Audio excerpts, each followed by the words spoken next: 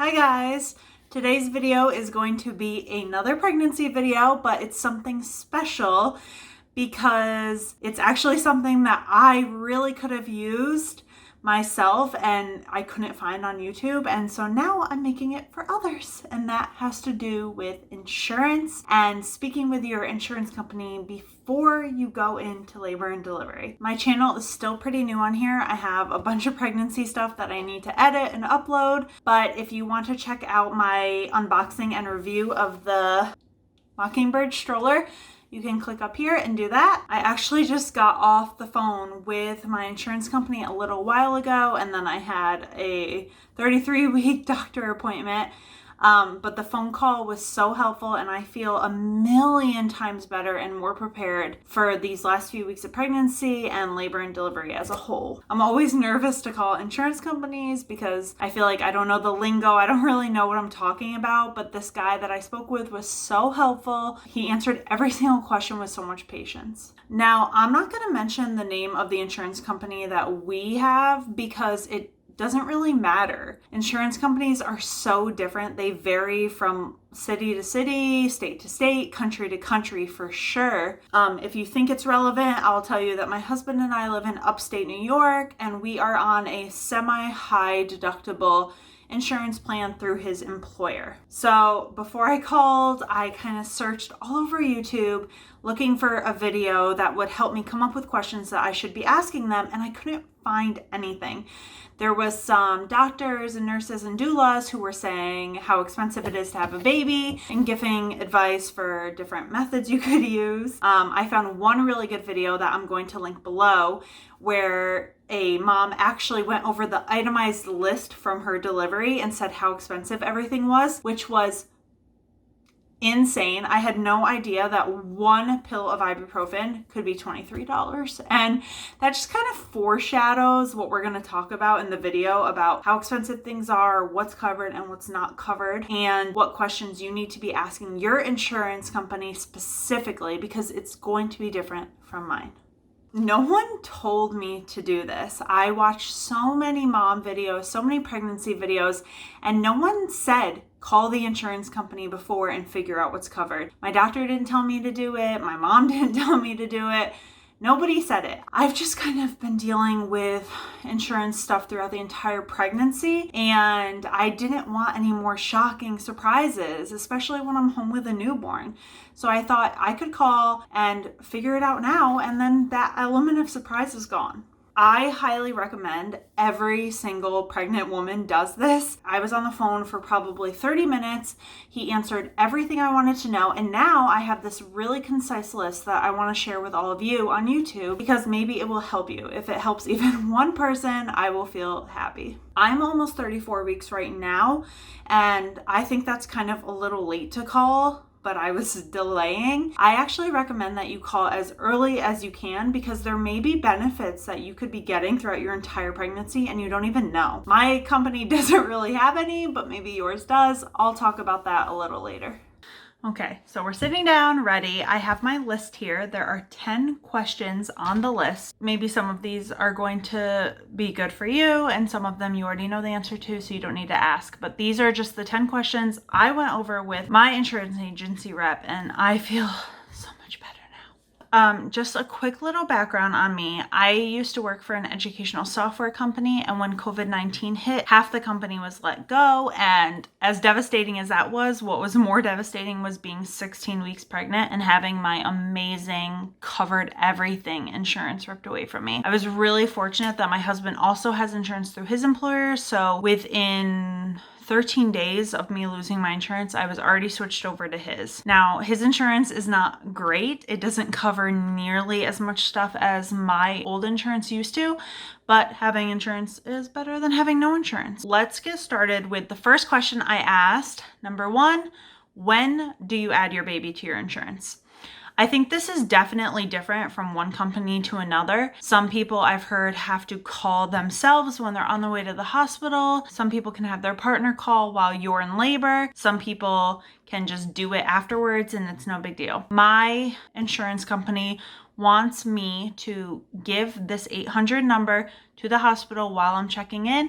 They are expecting the hospital to call them and let them know, hey, Kayla is here. She's one of your insurees and she's about to have a baby. Then a couple weeks later, when we have the baby's social security number and his birth certificate, we're going to add him through my husband's employer like we did for me. So I have this 800 number. I'm going to put it in my phone, my husband's phone. I'm going to put it in my hospital bag. I'm not forgetting this number.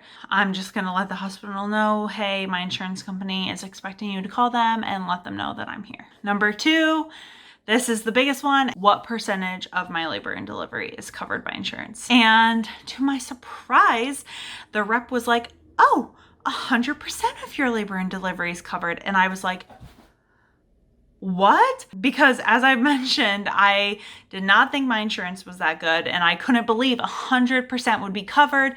I'm not going to have any hospital bills. This is amazing. That's not the reality.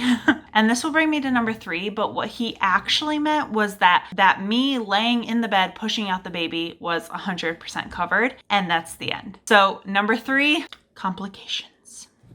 And by complications, I mean a scheduled C-section, an emergency C-section, the need for extra pain meds, an extended stay in the hospital, an extended stay for your baby, something happening to the baby. Any of that is not included in my 100% coverage. And I don't know how it will be for your insurance company, but it's definitely something you need to know. My insurance rep confirmed that should I need a C-section, that is going to be 80% covered by insurance and 20% will be my responsibility. So that's the surgery itself, the surgeon, the nurses, the anesthesiologist, the recovery room. If I have a traditional vaginal delivery, my epidural that I want will not be covered. If I take even one aspirin after delivery, that is not covered. So that is how these charges get racked up really, really, really fast. I'm paying 20% of all of those. 20% of really expensive things could be a huge bill. I mean, I've heard an epidural is like $1,000. So if I'm paying 20% of that, there's 200 right there. And that's just an epidural. Obviously, there's a lot more involved, which brings me to number 4, which is your deductible.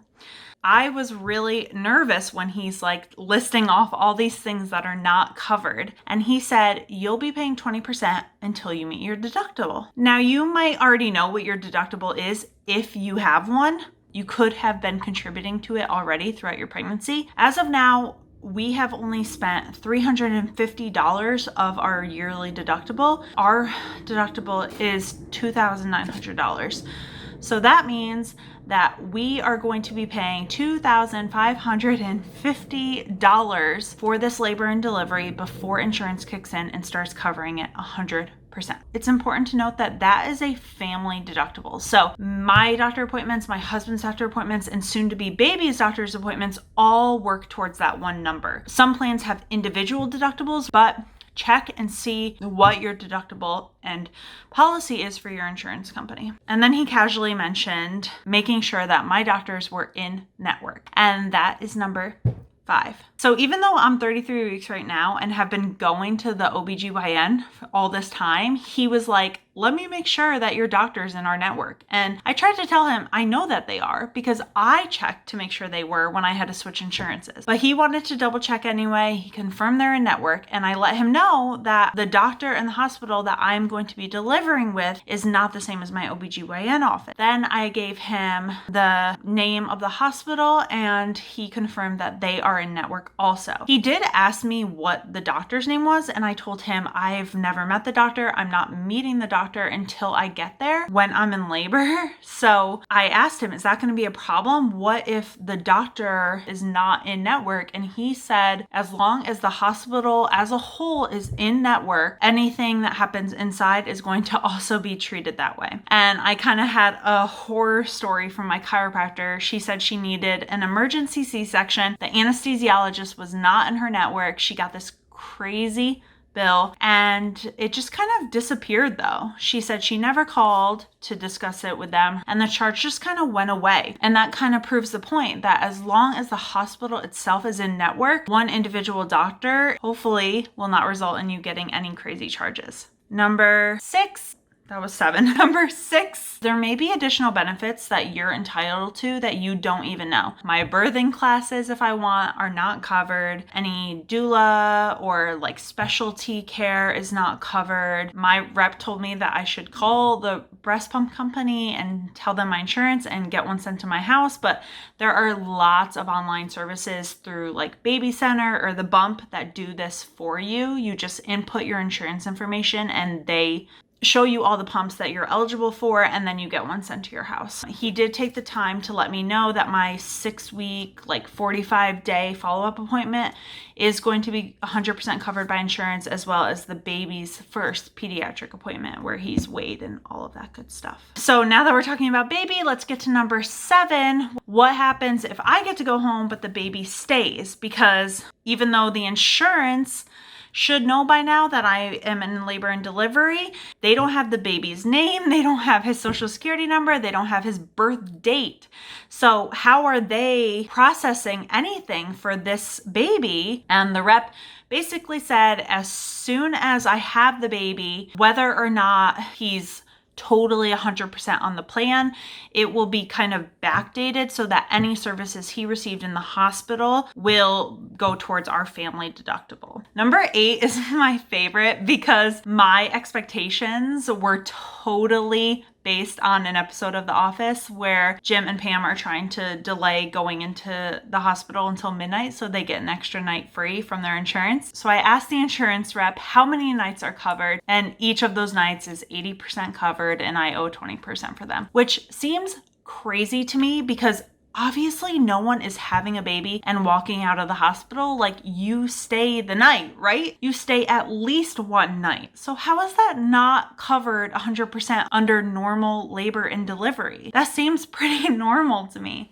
But this is really a good question for you to ask because your insurance might cover 1 or 2 nights. Number 9 is a really important one and really big, and it's about pre-approval for procedures. Another horror story from my chiropractor, that same emergency C-section, obviously she was rushed over to the room. She did not call her insurance company and let them know she was about to have a C-section, and she got a hefty bill saying, you needed pre-approval for this, you didn't get it, so guess what? We're charging 100% for it. Like the anesthesiologist, the charge just kind of went away. And that reflects what my insurance rep said. He said, we maybe don't know, like we're not putting the pieces together on our end that you're in labor. So you should just call and let us know, hey, I was in labor. I had no say in this. I had no time or desire to call you guys and let you know I was going in for a C-section or whatever else might need pre-approval, and they're going to drop that charge. Like, at least my insurance company, they say they understand like how it works. You're not going to be charged. They will backdate it and you're not going to be penalized. Originally my list was 9, and then I kind of wanted to sum it up in a nice little way with number 10, which is the billing process. And this came up a lot while I was talking to the rep because he kept saying kind of, don't get stressed about the initial bill you get. It's not going to be right. From what I understand, the hospital sends over the list of services provided, and the insurance company kind of quickly calculates it in a computer and sends you the bill without taking into account any of that pre-approval stuff or the in-network stuff or the fact that your baby was added to the insurance without a name or a birthday or anything before he required services. You could get that bill so early before you have even really officially added the baby with all of his information to the insurance. He didn't even tell me I needed to call when I got that initial bill, but he said, listen, Kayla, like you're gonna be with your newborn, enjoy that time, take care of yourself, take care of your baby, and don't let that bill scare you. He said, we get calls all the time from moms and dads who are just so freaking out because of this bill they got, and usually we have to tell them like, hey, this is not the final bill. And some things they can address over the phone and those will be taken off, but a lot of it is just like a human needs to step in at some point and those charges are gonna get changed. So I think that's it. It was a really informative phone call. The guy was super nice. I'm so happy I called and I got it off my list. I really struggle with the fact that you're like bringing a new life into this world, and now you're burdened with this huge financial stress immediately. And it's just crazy that like some insurance companies cover more than others. And in my case, like in this country, your insurance is so tied to your employment. And like I had the best insurance in the world and it was like ripped away from me. And now I have to deal with all this extra financial stress. The only thing that's really reassuring is that now I know. I know what I'm facing and I know what we're most likely going to be paying.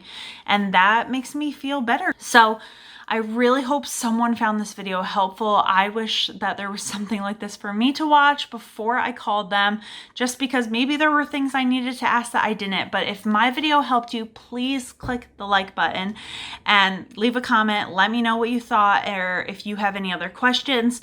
Maybe there's something I said that wasn't 100% clear that I might be able to help you with, but I'm not an expert. Please subscribe to my channel if you want to see any more pregnancy videos, mom videos, baby videos. All of that is coming soon. I'm also hoping to get my husband involved in this channel a little bit more. He is from Thailand, and I think it would be really cool if we could make some cross-cultural relationship videos for everyone to see. So thanks for watching, and I'll see you next time. Bye.